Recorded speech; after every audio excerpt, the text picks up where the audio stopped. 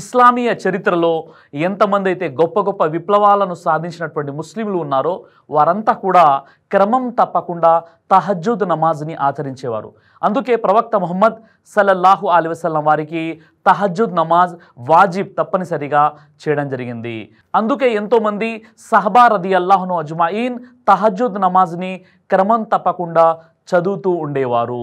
తహజ్జుద్ అనేది దాసునికి మరియు దైవానికి మధ్య ఒక పటిష్టమైనటువంటి సంబంధాన్ని ఏర్పరుచుతుంది.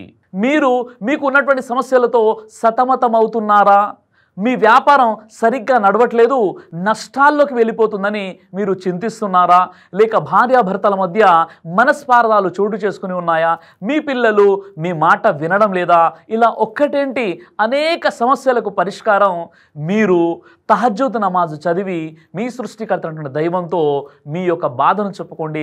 తప్పకుండా మీ సమస్యలకు పరిష్కారం దొరుకుతుంది. ఖురాను గ్రంథంలోని తహజ్జుద్ నమాజ్ గురించి సూరే ముజమ్మిల్ సూర నంబర్ 73 ఆయత 1 నుండి 3లో బిస్మిల్లాహిర్ రహ్మానిర్ రహీం యా అయ్యుహల్ ముజమ్మిల్ కుమ్మిల్ లైల ఇల్లా ఖలీలా, ఓ వస్త్రమును కప్పుకున్నవాడా కొద్దిసేపు మినహా రాత్రంతా నమాజులో నిలబడు అనే ఆదేశం ఏదైతే ఉందో దీని ప్రకారంగా ప్రవక్త ముహమ్మద్ సల్లల్లాహు అలైహి వసల్లం వారికి తహజ్జుద్ నమాజ్ అనేది వాజిబ్గా చేయడం జరిగిందని చాలామంది పండితుల అభిప్రాయం. ఇబ్నే కసీర్ వారు కూడా ఇదే విషయాన్ని తెలియజేశారు. సహీ బుఖారీ హదీస్ నంబర్ 1145, సహీ ముస్లిం హదీస్ నంబర్ 758, హజరత్ అబూ హురైరా రదియల్లాహు అన్హు వారి ఉల్లేఖనం ప్రకారంగా ప్రతి రాత్రి చివరి ఘడియలో అల్లా మొదటి ఆకాశం పైకి వస్తాడు. వచ్చి ఎలా అంటాడు, ఎవరైనా ఉన్నాడా, ఏ దాసుడైనా ఉన్నాడా, నన్ను పిలిచేవాడు నేను అతని పిలుపుకి జవాబునిస్తాను. ఎవరైనా ఉన్నారా, నన్ను అడిగేవాడు నేను అతనికి ఇస్తాను. ఎవరైనా ఉన్నారా, క్షమాపణ కోరుకునేవారు, వారి తప్పుల్ని నేను మన్నిస్తాను అని అల్లాహ్ సుబ్హానహు వ తఆలా ఇలా అంటూ ఉంటాడు. ప్రతి రాత్రి చివరి ఘడియల్లో దైవం మొదటి ఆకాశం పైకి వచ్చేసి తన దాసులకు జవాబు ఇవ్వడానికి, వారి ప్రార్థనలను ఆలకించడానికి, వారి సమస్యల్ని తొలగించడానికి, వారి పాపాలను క్షమించడానికి అల్లాహ్ సిద్ధంగా ఉంటాడు అని ప్రవక్త ముహమ్మద్ సల్లల్లాహు అలైహి వసల్లం వారు తెలియచేయడం జరిగింది. అబూ దావుద్ హదీస్ నంబర్ 5042, హజరత్ ముఆజ్ బిన్ జబల్ రదియల్లాహు అన్హు వారి ఉల్లేఖనం ప్రకారంగా ఒక విశ్వాసి రాత్రి పడుకునే ముందు వజూ చేసుకొని అల్లాను స్మరణ చేస్తూ అదేవిధంగా పడుకొని మళ్ళీ రాత్రి నిద్ర మేలుకొని అతడు కనుక అల్లాను ఏది కోరినా అల్లా అతనికి అది ప్రసాదిస్తాడు అని ప్రవక్త ముహమ్మద్ సల్లల్లాహు అలైహి వసల్లం వారు తెలియజేశారు. సహీ ముస్లిం హదీస్ నంబర్ 757, హజరత్ జాబీర్ రదియల్లాహు అన్హు వారి ఉల్లేఖనం ప్రకారంగా దైవ ప్రవక్త ముహమ్మద్ సల్లల్లాహు అలైహి వసల్లం వారు ఇలా చెబుతూ ఉండగా నేను విన్నాను. ఆ విషయం ఏమిటంటే రాత్రిపూట దువా స్వీకరించబడేటటువంటి ఒక ఘడియ ఉంది. ఆ సమయంలో గనక దాసుడు మేల్కొని ఇహపర లోకాలకు సంబంధించినటువంటి మేలు కోరితే అల్లాహ్ సుబ్హానహు వ తఆలా తప్పకుండా స్వీకరిస్తాడు. ఆ ఘడియ ప్రతి రాత్రి కూడా వస్తుంది అని ప్రవక్త ముహమ్మద్ సల్లల్లాహు అలైహి వసల్లం వారు తెలియజేశారు. ఇది తహజ్జుద్ నమాజ్ యొక్క ఔన్నత్యానికి సంబంధించినటువంటి హదీస్. అంటే ప్రతి రాత్రి చివరి ఘడియల్లో ఆ యొక్క సమయం ఉంటుంది. అప్పుడు దాసుడు గనక మేల్కొని అతడు గనక దువా చేస్తే అల్లాహ్ సుబ్హానహు వ తఆలా తప్పకుండా అతని దువాను స్వీకరించడం జరుగుతుందని ప్రవక్త వారు తెలియజేశారు. సహీ బుఖారీ హదీస్ నంబర్ 1131, హజరత్ అబ్దుల్లా బిన్ ఉమర్ రదియల్లాహు అన్హు వారి ఉల్లేఖనం ప్రకారంగా అల్లాహ్ వద్ద నమాజులన్నిటిలోకెల్లా ప్రియమైనది హజరత్ దావుద్ అలైహిస్సలాం యొక్క నమాజ్. అల్లాహ్ వద్ద రోజాలన్నిటిలోకెల్లా ప్రియమైనటువంటిది హజరత్ దావుద్ అలైహిస్సలాం వారి యొక్క రోజా. దావుద్ అలైహిస్సలాం సగం రాత్రి నిద్రపోయేవారు, రాత్రి చివరి జాములో మేల్కొని అల్లాను ఆరాధించేవారు. అలాగే మళ్ళీ రాత్రి యొక్క 6వ భాగంలో ఆయన నిద్రపోయేవారు. ఇలా దినం తప్పి దినం ఉపవాసాలు పాటించేవారు అని చెప్పడం జరిగింది. ఇక్కడ దావుద్ అలైహిస్సలాం యొక్క ప్రత్యేకత తెలియజేస్తూ దావుద్ అలైహిస్సలాం వారు రాత్రి చివరి భాగంలో తప్పనిసరిగా మేల్కొని అల్లాను ఆరాధించేవారు. కాబట్టి ఆయన యొక్క ఈ ఆరాధన అల్లాహ్కు ఎంతో ప్రియమైనదని ప్రవక్త ముహమ్మద్ సల్లల్లాహు అలైహి వసల్లం వారు తెలియజేశారు. కాబట్టి ఏ దాసుడైతే రాత్రి చివరి ఘడియలో మేల్కొని అల్లాను ఆరాధిస్తారో దాని తహజ్జుద్ నమాజ్ అని చెప్పడం జరుగుతుంది. అది అల్లాహ్కు ఎంతో ప్రియమైనటువంటిది.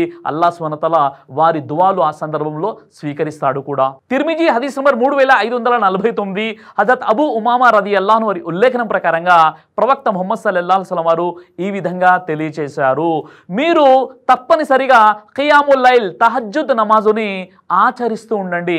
ఎందుకంటే ఇది మీ పూర్వీకులు మీ సజ్జనుల యొక్క పద్ధతి. ఈ తహజ్జుద్ నమాజ్ మిమ్మల్ని అల్లాహకు సామీప్యం చేస్తుంది, అల్లాహకు దగ్గరగా చేస్తుంది.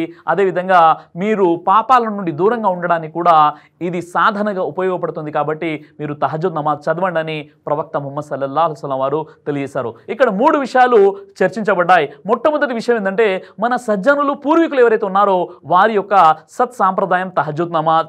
రెండో విషయం ఏంటంటే ఒక దాసుడు దైవానికి దగ్గరైపోవాలంటే, దేవునికి సామీప్యంగా ఉండాలి అంటే తహజ్జుద్ నమాజ్ చదవాలి.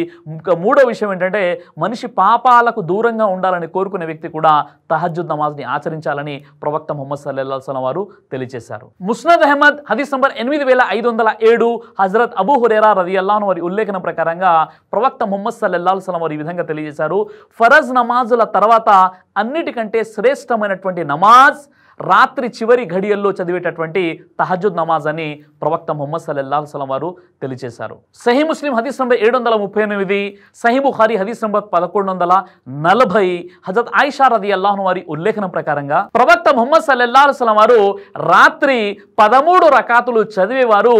అందులో విత్ర్ మరియు ఫజర్ నమాజ్ యొక్క సున్నతులు కూడా ఉన్నాయి అని తెలియజేశారు. అంటే ప్రవక్త ముహమ్మద్ సల్లల్లాహు అలైహి వసల్లం వారు 8 రకాతులు తహజ్జుద్ నమాజ్ చదివేవారు, 3 రకాతులు వితర్ నమాజ్ చదివేవారు, అదేవిధంగా 2 రకాతులు ఫజర్ నమాజ్ కంటే ముందు చదివేటటువంటి సున్నతులు చదివేవారు.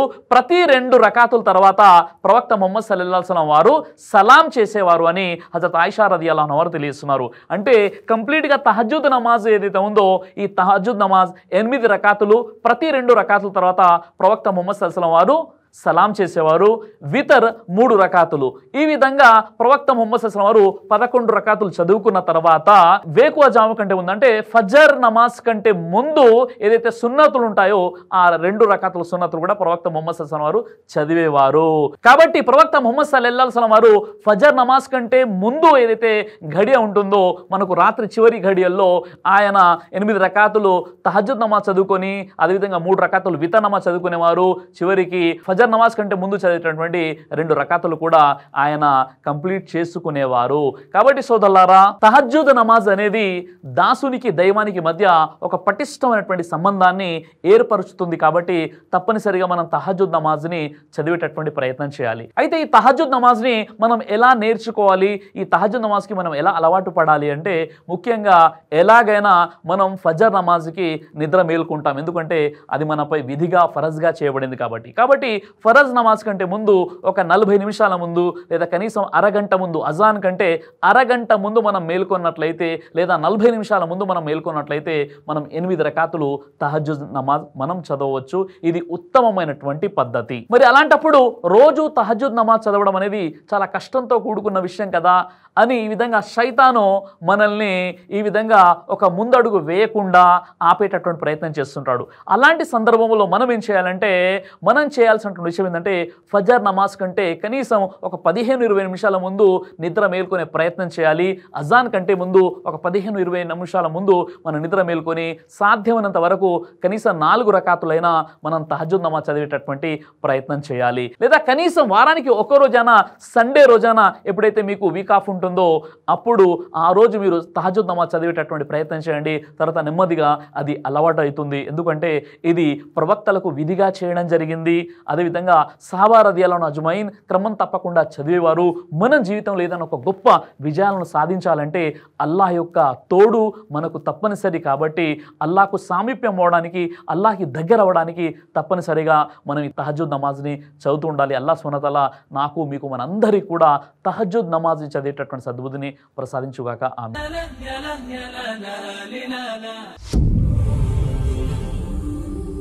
బ్రదర్ సిరాజ్ అని యూట్యూబ్ ఛానల్ని మీరు సబ్స్క్రైబ్ చేసినట్లయితే ఇన్షాల్లా దేవచిత్తం అయితే మీకు వీడియోస్ వస్తుంటాయి. అదేవిధంగా బ్రదర్ సిరాజ్ అనేటటువంటి ఫేస్బుక్ని కూడా లైక్ చేయడం వల్ల మీకు వీడియోస్ వస్తుంటాయి.